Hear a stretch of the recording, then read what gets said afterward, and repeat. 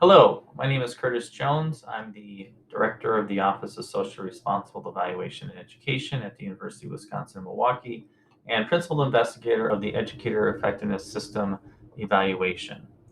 The purpose of this tutorial is to walk you through the new WEDSR survey dashboard and show you how to navigate the system and access your 2022 survey results if your district or school met the response rate requirements. You can see the web address has stayed the same. It's still wedsr.org. When you go to that web address, this is the landing page you will see. It has some basic question and answers, and you can access this tutorial on it. And here you would access your survey results by clicking this button. This takes you to the survey results for the whole state. And you can see here a lot of the same presentation from the first dashboard. It's just improved from the previous dashboard and easier to navigate. Up here in the upper right hand corner, you still see your response rate. And this is the statewide response rate for 2022 of 37%. You can download the data that you see on the page into an Excel file, or in this case, a CSV file. And you can also print through the print function on your web browser this page. You can see here on the left that all of the topics are presented, and then you can forward to the topic that you're interested in looking at. You can filter the data by teacher characteristics, and once you've picked the teacher characteristics you're interested in looking at, you then update the state data, and these will show you that now 35% of male teachers across the state, or male educators I should say, participated in the survey, and then you unselect that, now select female, and you can see 38% of female educators participated in the survey. You can filter by type of school, type of community, the evaluation framework used by the school, and the CISA. Okay, and then you can see a specific specific district's results by selecting that district on this drop-down list. The districts that are highlighted in pink are districts where the district itself did not meet the 30% response rate requirement, but some schools in that district did. So what you can do is you went to, let's say, Madison itself did not meet the requirement. You can go to Madison.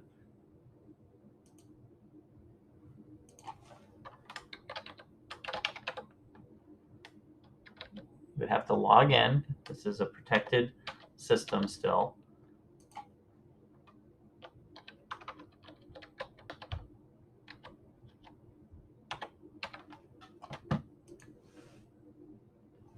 And here you would see the data for Madison, which is missing because they only had a 28% response rate. But even when the district does not meet that response rate requirement, you are still able to select the schools within the district that met that requirement. I won't show you these schools to protect the data, protect the privacy of the information for each of those schools. But if I were to click on one of those schools, then you would see the school data, and you would see missing district data, and then you would see statewide data. We'll go to get out of this, you go back to the statewide results, and then I'll pick a district that was given us permission to show you their results. Go in here.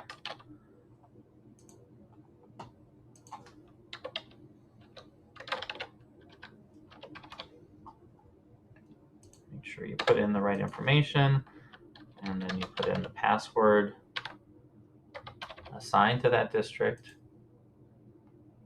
Okay, so these are Kewaskum's results. You can see here they had a 94% overall response rate for their district. You can see their district results. You can see when you hover over their data, you see the history of those results for that question. You also see this metric here, all responses across all questions. This is a summary metric that combines all of the questions that are comprising, in this case, the time and support for EE. So this is kind of an omnibus measure of a district's implementation of educator effectiveness. You can look at feedback usefulness, and so this would be an omnibus measure of feedback usefulness. And basically, it's it's all of the responses combined, but when I hover over it, I see the percentage of responses for all of those questions that were positive sentiment or positive. And in this case, they either somewhat agreed or agreed with those questions. So again, this is a real quick way to look at your district's performance on each of the metrics included in the survey. And so you can just go through that and get a real quick sense, or you can look at the specific questions and really dive deeper into what is happening with your school or district. I can pick a specific school in Kewaskum and say Kewaskum High School. Okay, 91% of educators in Kewaskum High School participated in the survey. And again, you can see the school's results over the district results over the statewide results. The reason why some of the data are missing in the tooltip, this shows the historical data, is in those years, the district in this case did not meet the response rate requirement. The school did in 2017, but not 2018 and 2019.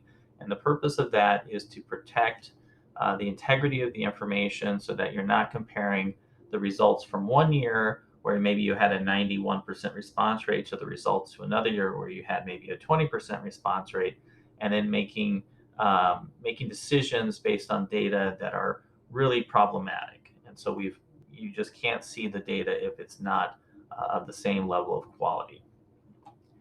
You can filter your school's data. So you could say, what are my female teachers in my school feel about their school, or in this case, the time and support provided to complete the educator effectiveness system. I can then make another filter by the district, and I could say, what are my female teachers in the district? And so that way I can make more of a comparison of my school to the district. And then I could do the same for the state. So now I have female teachers in my school compared to female teachers in my district compared to female teachers across the state. All right. Now you can make more and more adjustments to the district data based off the school type that you want to compare your school data to, or the school type, community type, the evaluation framework, and the CISA for the state data. So maybe I want to look at rural schools, and this is a high school. So maybe I want to look at rural high schools. And let's look at just in general, all teachers in rural high schools across the state compared to my teachers in my high school. So I update the district data. Just make sure that everything is updated. All right. Oh, well, it went back. Let me go back in.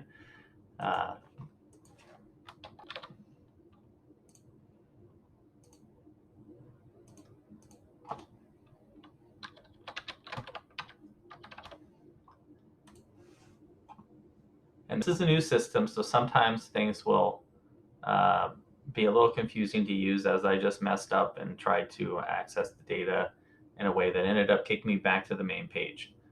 But anyway, it's not too hard to get back in.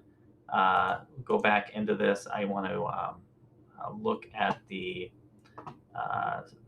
compare my school's data at Kewaskum High School. I want to update the state level data to look at rural high schools.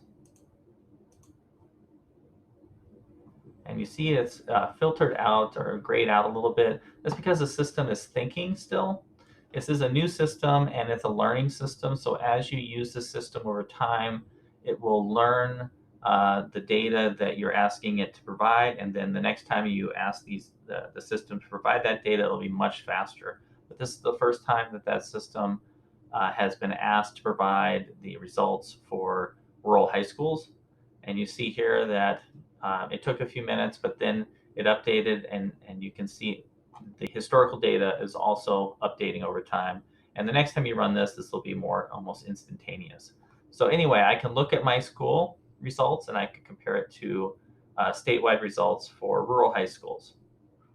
All right, so I can go back. I want to use the statewide data results view, yeah, because if I click that, then it logs me out of that particular districts. And if you have any access to multiple districts, you'll need to do that to access to the other districts. Again, you can download the data for the particular page that you're looking at, whether it be the statewide data or the district data or the school data, and that'll save it into a CSV file. You can also print it, print the report through your web browser printing function. I'm going to go back to the home page. Okay, so that's really about it. It'll take some getting used to, but I do think that this new presentation of the dashboard should be a lot easier for you all to use, and hopefully really informs a lot of the decisions that you make locally and your own practice and policies, and how you implement your educator effectiveness system, but more generally, what is happening with your educators, how satisfied are they with their jobs, and what are the factors that are leading them to be satisfied or not satisfied, because I know that there's a lot going on in Wisconsin schools, and teacher retention is obviously a big challenge for everyone at this point. And I think the data that you can get with this system should be really useful to you as you try to retain teachers and attract new teachers. Again, thank you for your time. Please contact us if you have any questions at ee_evaluation@uwm.edu. Thank you very much.